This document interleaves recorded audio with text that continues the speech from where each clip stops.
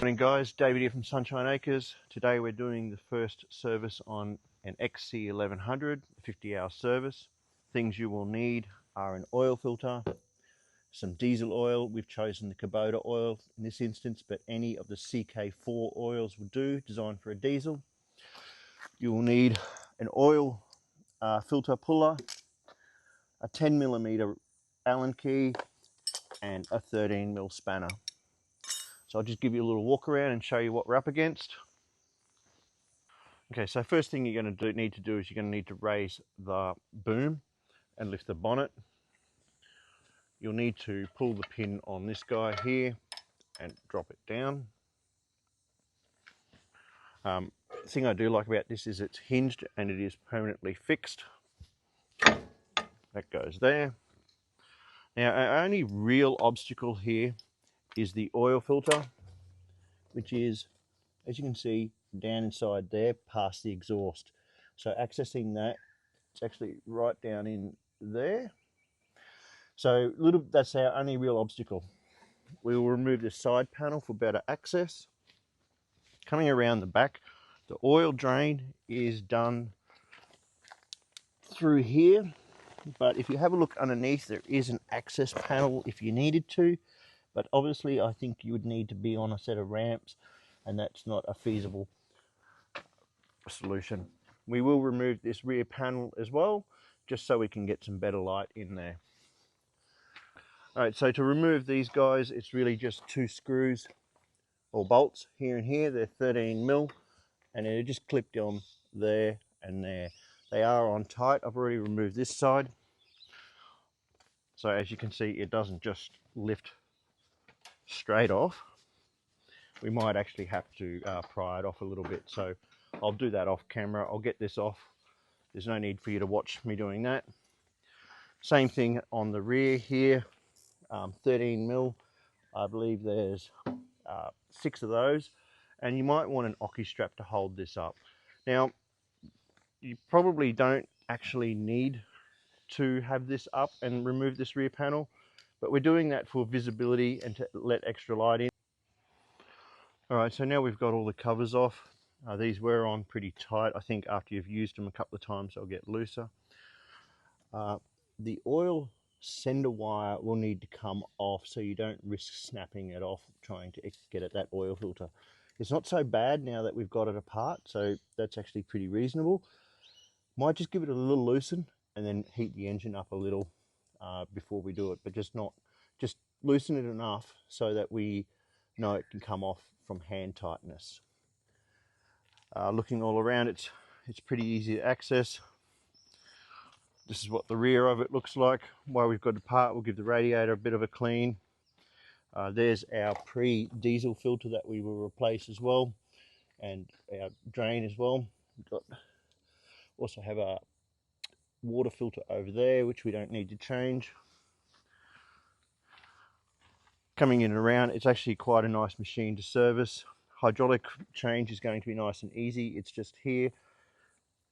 The other hydraulic filter, which will be in another video down there, that appears to be somewhat of a challenge, but we'll overcome that when in another video.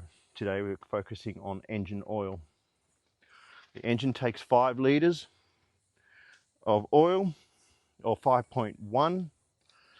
So remember that if you buy a single 5 litre may not be enough. There should be at least 3 changes in that. This is by far the cheapest way to buy it. I think we're pretty much ready to get onto it. I'll remove that oil sender wire and pre-loosen that filter, and then you can watch the fun. Okay guys, so we have pre-loosened the oil filter. That is definitely a good idea. The original factory oil filter is put on extremely tight. Some of the restraints are the radiator hose is extremely close, so getting your oil filter tool on there is quite difficult. The wiring harness is in the way, so we've had to remove the zip ties here, and we've had to loosen the alternator and push it forward, so to give us a little bit of space in here. Definitely recommend you pre-loosen the oil filter before you start. We're going to reconnect the alternator, put a bit of tension on it, give this thing a run, put a bit of warmth in there, and get this oil change done. Thank you for that. Also, It's a 7mm on the oil sender, and this guy looks like it's like a 9mm, so I'm guessing there's some sort of imperial, but we're Australians, we work in metric. You guys can do your own maths and work that out. If I feel kind, I will put the imperial sizes in the description, along with the oil filter part number, which is available at any Kubota dealer or online. I imagine there are some cross references available, but you might as well just use the Kubota oil filter. Generally, Kubota products are quite affordable. To give you an example, 20 litres of oil was only $200 Australian. In regards to other oils, that's quite reasonable. All right, so you don't need to watch me put the alternator back together and give this thing a little run. Once we've got it warmed up, I'll show you the rest of the process. Alright guys, so we've warmed the engine up. We just bring it to sort of hand temperature there. I actually just checked the oil filter for temperature. It's still accessible and touchable. It's not too hot. I have discovered that there is a service hole in here for the oil filter, but the track's in the way, and let's face it, we're not going to want to remove the track to get at the oil filter. You may have a socket that goes on there with an offset. I don't know, there might be a special tool to do that, but I think if you're at a normal home or out in the field, this is still going to be the most practical option. It's a nice thought, but doesn't seem overly practical. Anyway, we're ready to pull the oil, so let's have a go at that.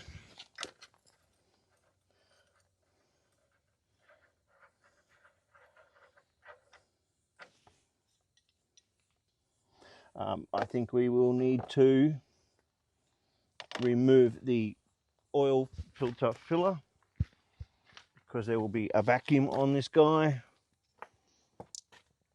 And yes, that's painted on as well, so we just grab a tool for that.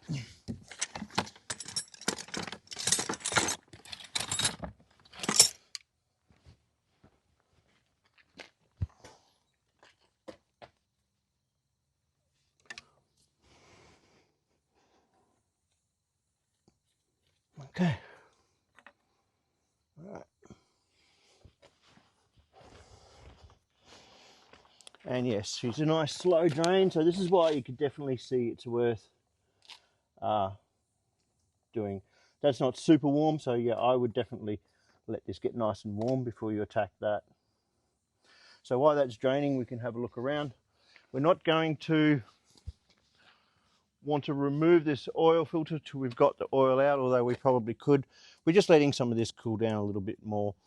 Obviously, we're going to be some spillage in here, so we're going to stuff a rag in there to get in there and do that. Now, you don't have to, and this is a debatable question, obviously, but I'm a pre-oil filler guy. You could argue about this all day. But when I do pre-fill, I don't fill it right up. All I'm trying to do is wet the paper. So just 50 mils or something, 100 mils in the and of course I've choked. And then I just roll it around like so. And most of that will get absorbed by the paper. And as you can see, when I go in sideways, I'm not going to be making a mess. And then we can just grab a little bit of oil and make sure we've got given this a nice oil up on here, so that when we come back to do it again in another 50 or 100 hours, we don't have the same problem we had before. Hopefully we can remove it by hand.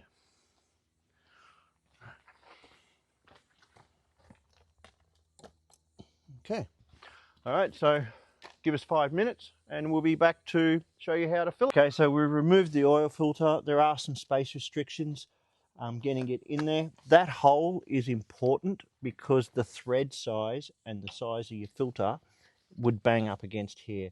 So you kind of have to come in here like so, place it in that hole, and then get your filter on and get it started. Oh, and you don't want to drop it in there because that's going to be an absolute pain in the ass. My guess is I probably should be using 2 hands, but I'm trying to make space for you guys to see.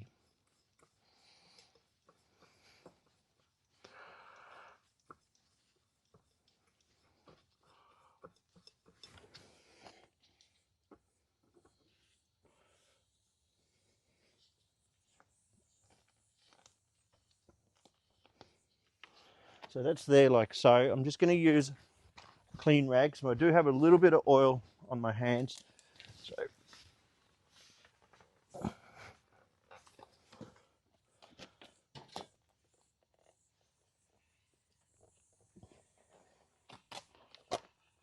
okay, hand tight, that's all you need. Doesn't need to be any more. It doesn't need to be on like it was originally. Coming around here, it looks like we're getting close to all of our oil come out. We know this is an 8-litre container or so. So if we have a look in and around here, it is only showing around 4 litres. So I'm not real sure about that. Maybe it was a little low. We'll certainly check on that. So I think when we put oil back in, we'll put 4 litres in and check it. But according to the manual, it should be 5.1 litres. There are also a couple of different versions. Sorry, I just want to check this. I know I should have cleaned that because I was talking.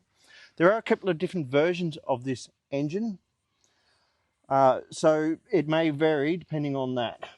Now, it's possible also we might have needed to elevate the front of the machine, but I don't think we should have needed to, because the sump is up higher than this.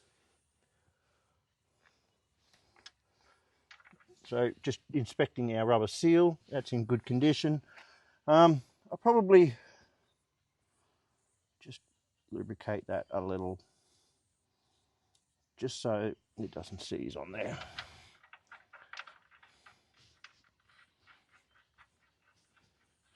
This is a really nice extra thought of them. It's nice that we don't have to climb under the machine. That's really good. So my idea for tension is I like to bring it up to its top, and I'm at like 1/8 of a turn. But in this one here, it's actually pretty nipped up. You've got a seal. That's about it for tension. We'll obviously check these after a little bit of a run a bit later. And there we have our oil. Just having a look. This is after 40 hours. It's not horrendous. It feels good. It's a nice oil. Remember, they do run a nice quality oil in these from factory, so it's unlike some of the other Chinese machines where as soon as you get them home, you change the oil. You definitely don't need to with the Derette. It's really good. And I know some of you will probably wear gloves and have a go at me for not wearing gloves, but I'm just not a glove guy, and I actually like to get in and have a smell and a feel. That oil feels and smells nice. Get this out of the way so we don't walk in it. Ask me how I know about that. That is a lesson I have learned.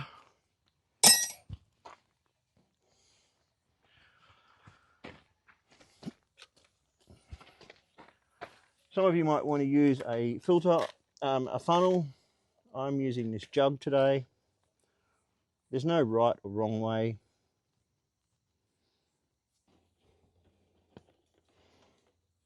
Well, I reckon more than 3 shakes and I'm playing with it. Okay. Now, I don't know why I chose to put the oil drum on top of that uneven ground. Probably just because I like to make life difficult. Let's just move it to here.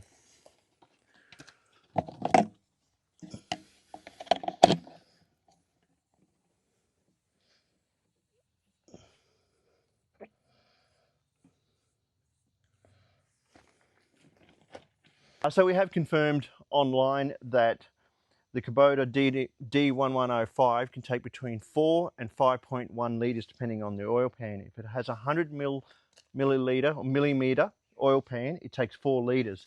So we put 4 litres in, and we're about 3/4 of the way on our dipstick. Don't forget our oil filter is not full, so I think we'll probably need another 150 mils or something. Don't forget to reattach your oil sender, the cables to your alternator, and retension your cable. And don't forget to re-zip tie these. And also remember to cut these on an angle so that when you come in here, you cut your hand next time, okay? That's a must for every zip tie. So let's give it a crank up and let's see how we're going. We'll just drop this down today.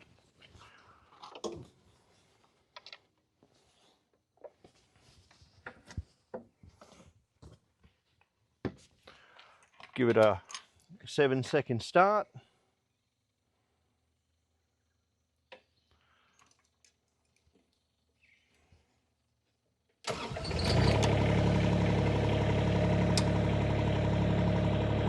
Sounds beautiful, there's no rattling. I'm really happy with that.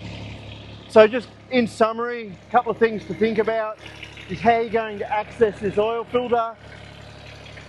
Definitely recommend pre-loosening the stock factory filter, that's a must. Loosening the alternator and moving it out of the way to give yourself some access, and moving these wires is really important. Coming around here, probably removing this back panel is a nice option, although it's not necessary for a straight oil change. It does give you a little bit of a visual in there, and it gives you an opportunity to give your radiator a clean. All in all, that's it. Hope you've enjoyed this video. Please stay tuned for the hydraulic oil change as well, and we might do some fuel filters tomorrow. If you like this content, please like and subscribe. Head to my channel. There's a series of service videos, whether it's for a DRT 450, the XC1100, or even some other Chinese models. Over the next 12 months, we'll be adding to that file list. So we should have some nice repository of service videos for you to get to. So thank you guys. Nice talking to you.